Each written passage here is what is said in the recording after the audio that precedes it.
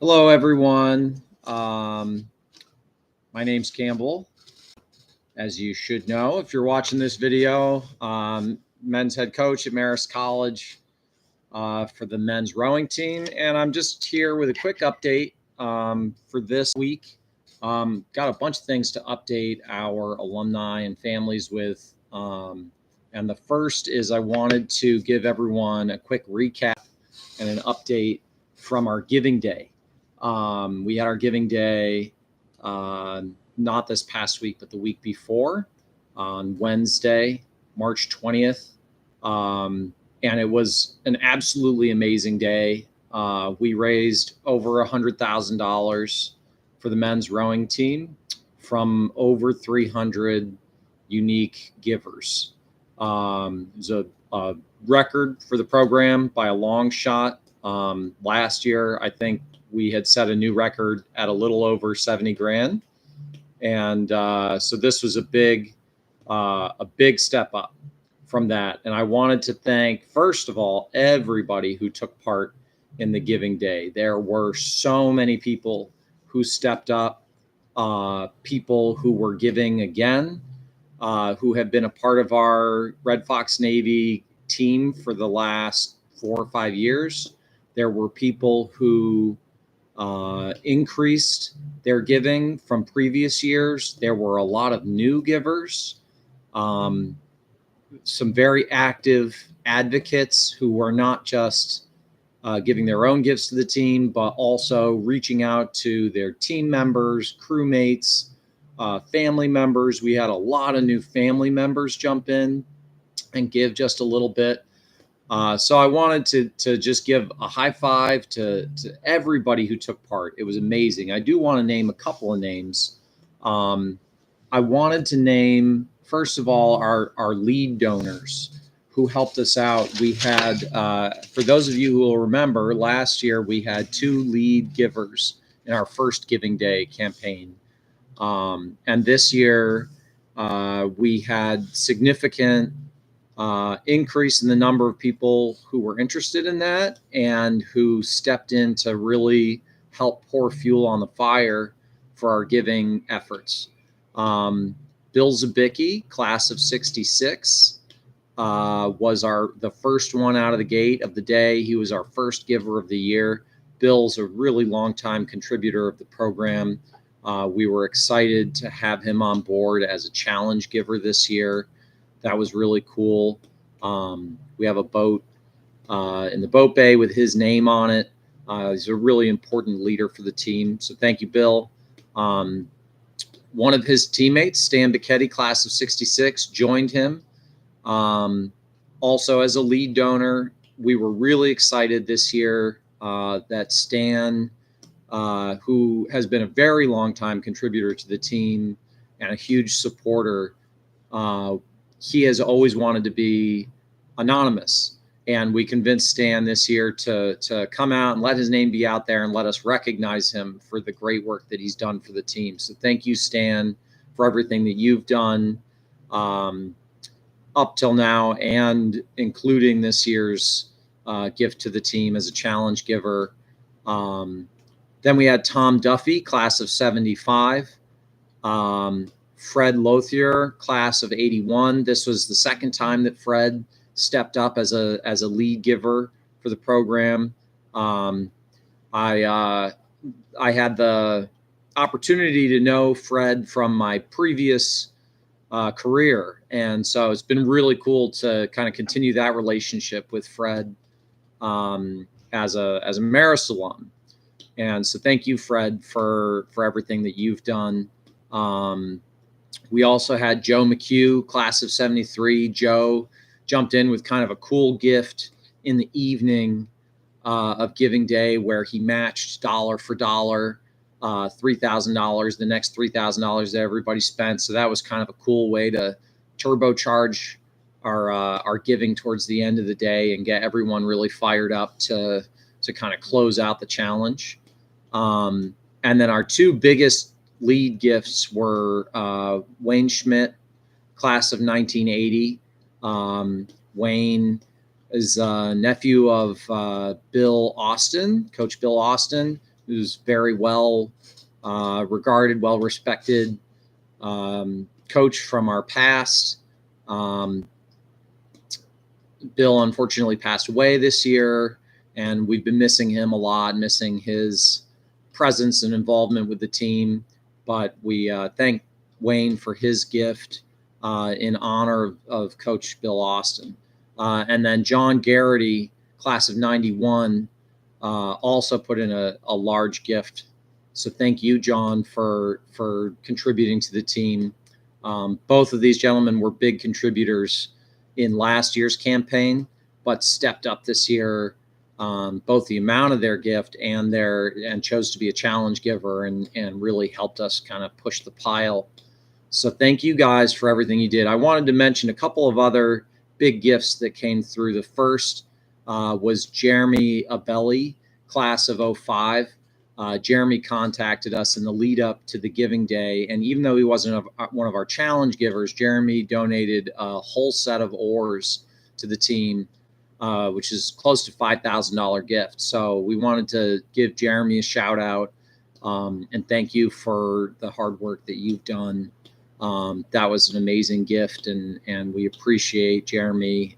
His name will be on our newest set of oars coming into next year's season. And then I wanted to mention two groups of people that came together.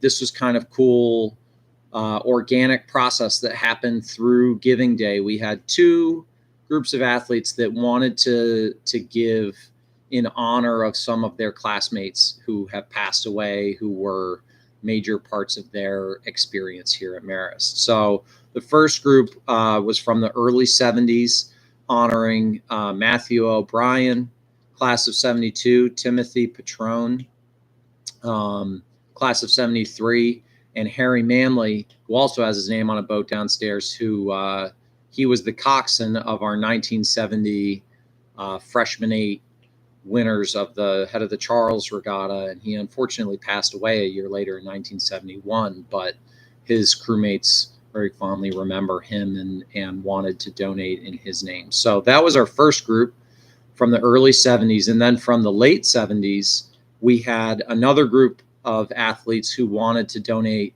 in honor of some of their teammates. And those teammates were John Tracy, class of 75, Brian Bennett, class of 77, Nick Mancuso, class of 77, and Winnie Saida Dunn, class of 78, who was also coxswain for the team. So wanted to give a shout out to the honorees. I think it speaks to the sport, the connections that we make here, that people feel so strongly about giving in honor of past comrade oarsmen and people that they rowed with, and kind of demonstrates how family oriented the sport is and how people view the people that they rowed with as important formative parts of their family, even many years later.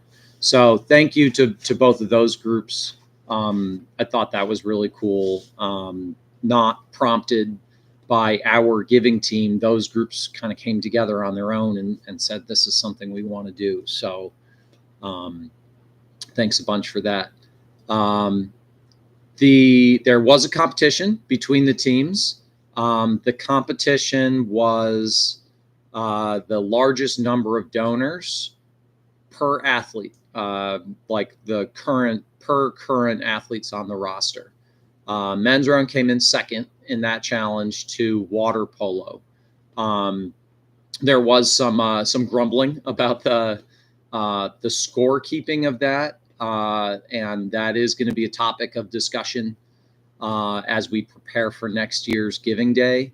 Obviously, our group gave in far larger numbers, and so I wanted to recognize all of you who stepped up and did that, and I know that type of activity is what, as a department, we want to reward and honor moving forward. And so I think we'll be working together with all the teams, but I think we can expect some some rule changes next year to ensure that the teams that get recognized in the challenge are the teams that are doing the best job, person for person, raising money for their team. But also props to water polo for a great job. They had a great day as well, a lot of donors. And we also wanted to give a big shout out to the women's rowing team. They raised a significant amount of money in comparison to the previous year, I believe a little over 40K. The coaches put out a great challenge that they would do a 2K test on the erg if they raised over a certain number. And so the girls met the challenge. I'm really excited that all three of our women's coaches will be doing a full 2K test on the erg. And I'll be bringing that to this group as an update. I'll film it and bring that to you guys on our YouTube channel here so that everyone can enjoy the fun and heckle them a little bit. So congrats to the women's team. And I just wanted to, before I closed out the giving day, I wanted to mention that there were a number of people, again, who stepped up. We're going to be sending out thank yous very soon to everyone who gave. And also we'll be bringing you an update of who met different giving levels this year to both be members of the Red Fox Navy, but also people who earned a rank in the Navy based on their giving level for the year. So thanks again, everyone who took part in that. My next update was we wanted to get you guys some information about our Trinity Scrimmage. I know people have been clamoring to find out what happened. I had promised that I was going to bring you guys a Twitch stream with the event, and I will be honest, I did not even attempt to get it running that day. It was extremely cold. The temperatures were in the high 30s, and it was pouring rain the entire time. So I don't think you would have gotten a lot out of me. My phone probably would have gotten soaked in the early running of that event. I am going to try to bring you more live video in our upcoming events, but it just wasn't in the cards given the conditions and what we were facing that day to have that happen. So I apologize for anyone who was on our Twitch stream and I left you hanging. It was a good day. I want to thank Coach Kevin at Trinity. They were extremely good hosts for us in spite of the conditions. They carved out space inside their boathouse so that our team had a space to congregate in there, and we rigged our boats indoors, which was a huge difference maker. I wanted to thank the parents and the alumni who showed up. The parents brought a bunch of food for the guys for after racing. There were a bunch of alumni who came and braved the freezing cold conditions to give the guys a high five. So it was really cool to see a lot of older and younger alumni there. Thanks everyone who stepped up to show up that day. It was truly miserable. Definitely top 3 worst days on the water that I've been a part of at Marist as far as like the conditions go. It was a little bit windy, but the biggest problem was it was just continuously raining, very cold rain, and the air was extremely cold. I wanted to just shout out to the athletes. I think the biggest thing that came out of the day was I was super impressed with how our athletes dealt with very adverse conditions. The team didn't complain at all. They had every right to. It was completely miserable and freezing cold. It was definitely hypothermic level conditions, conditions that if we were exposed to for an extended period of time could be potentially dangerous to the athletes. And they not only were willing to go out and perform under those conditions, but they were prepared, and they did not need a lot of encouragement from Coach Stratton and I, and everyone went out and got the job done. So I was super impressed with the athletes' approach mentally to a tough day. We went out, we did 2 5-minute pieces with Trinity. The original goal was to do 5, 5, 4, 3, 2, 1, all in minutes. And we ended up cutting that short just because of how bad things were, and not wanting the athletes to freeze to death. But we did the 2 5-minute pieces, both of them against the current. There was a lot of current on the Connecticut River. It was kind of pre-flooding conditions because of all the rain. I will admit that because of the current and the conditions and the way things were, the lanes were extremely different. The team, whoever was in the outside lane, definitely had a clear disadvantage, and the teams that were closer into the shoreline definitely had a clear advantage. And so I don't think you could get a really great idea of who was going faster or not faster in any given piece. The first piece, Marist, was we had the varsity and the second varsity together in a flight. So it was 4 boats, the Marist and Trinity's V8 and 2 V8, all together, 4 boats across. The first piece, Marist, was in the outside lanes. So we were in lanes 4 and 2. Our varsity definitely got smacked that piece. They lost that piece by a good amount, probably 2 or 3 lengths of open water. Seemed like they were kind of unprepared, messy start, and then a little bit jumbled rhythm in the middle of the piece. The second varsity had a much better piece. They still lost to the Trinity second varsity by about a length, but it was closer. It was a more competitive piece for them. Our varsity they started behind our second varsity, and we caught up but didn't really pass our 2V. The second piece, we switched lanes. So the 2 Trinity boats moved to lanes 4 and 2, and our boats moved to lanes 3 and 1.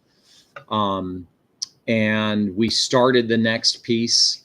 It was definitely a way more competitive piece for us off the start, in part because of the lanes, but also I think we were rowing better. Both of our boats were rowing better. We got about 3 minutes into that piece, and the coaches cut that piece off because the stroke seat of the Trinity second varsity was having a really bad asthma attack, was basically hyperventilating and couldn't keep rowing. And so, but the beginning of that piece, both of our boats had a much stronger start. Our 2V was ahead of their 2V. Our varsity was about a seat or 2 up or down on the Trinity 8. It was basically a dead heat on that piece. And so that was we had a much better start, much better, more relaxed rhythm. I felt in the top out in the varsity 8, and the 2V also was looking a lot longer, a lot cleaner. So that was a great start to that next piece. We sent the 3 boats back. The Trinity varsity and the Marist V8 and 2 V8, and we did that piece over again. And the third piece was still good, still better than the first one. We were in lanes 1 and 2, and Trinity's varsity was in lane 3, so still on the outside. We finished that piece. Trinity's varsity won by about half a length of open water, and then the Marist varsity was behind them, and then the second varsity was about a length and a half. So back from our varsity. So it was a clear 1, 2, 3 Trinity, then us, then our 2V. But again, it was a better piece. I felt in the middle of the piece, we had a pretty good rhythm. Probably my comment on the way we rode was I felt like the boat, when we were in our rhythm, looked really good, really strong, but we struggled at times to stay in our rhythm, that both boats would occasionally get kind of jumbled and then have to find a way to kind of regather and get back into our rhythm. At the end of that third piece, we turned around to head back. And I think the Trinity coach was kind of expecting us to just paddle back into the dock. And the Marist athletes were like, hey, let's do some shorter pieces on the way in. So kind of unbidden by the coaches, they were like pushing to get more, which was cool to see. We did 3 more pieces on the way back to the dock. We did a 2-minute piece and then 2 1-minute blasters on the way in, and that was cool. All 3 of those were pretty close, basically max pace. And I think the Trinity boat, it was clear that they had like bigger guys, some more horsepower than our varsity did. But I also felt like our varsity, especially at moments during the 1-minute pieces, showed that they were able to row at a much higher rate and sustain it more and do it cleanly in comparison. So that was cool to see. So overall, for those boats, it was a good morning. The Marist third varsity went out and raced separately with the Trinity 3V and 4V. They had similar results to our varsity and second varsity. They were very far down on the first piece. And then on the second piece, they had a much better start. They were hanging even with those 2 boats. They ended up losing that second piece by about a length, but they came off the water feeling like their second piece was delivered much better, much more competitively than the first piece. So definitely like a topic of conversation following the racing was kind of talking about, okay, you're not going to have an opportunity to get a bad one out of the way on race day. And so the athletes kind of talking about, okay, how do we get ourselves in the right mindset to have our best piece be our first piece, and not have a piece where we have to regather in some way.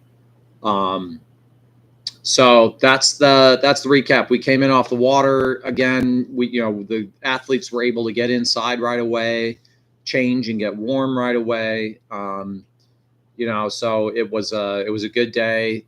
Coach Stratton and I were helping to pack up the trailer, and both of us, our hands were numb, basically up to and past our wrists.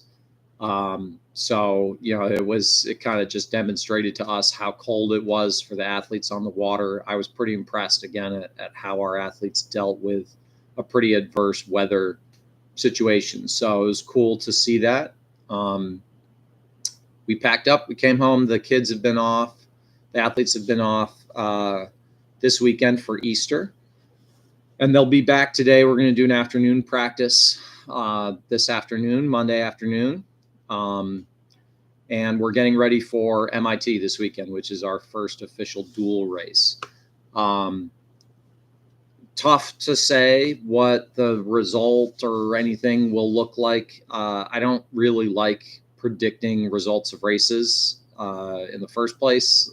I think it's it's really hard to predict what's going to happen in someone's boathouse from one week to the next. At this point in the season, neither of us have raced very much. We had this race with Trinity. We had a couple scrimmages at our spring camp. We don't really know how fast those teams are in context of the rest of the collegiate rowing world. The only race I'm aware of that MIT has done was with Holy Cross.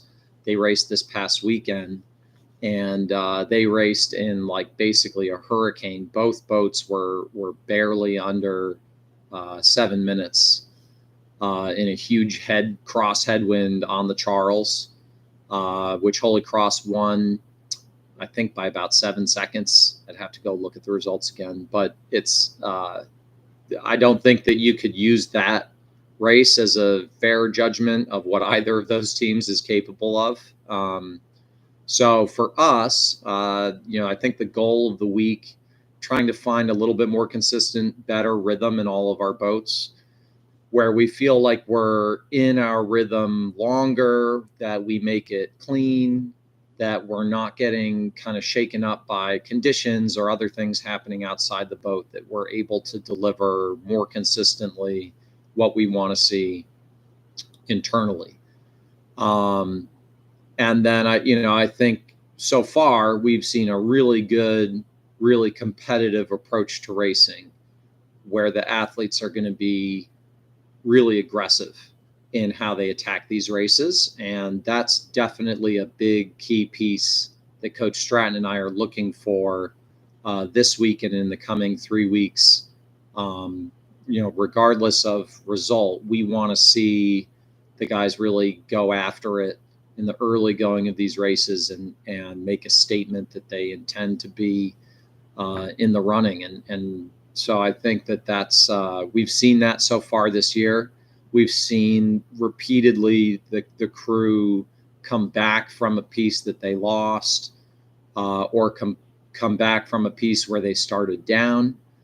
All the scrimmage pieces we've done, we've had at least a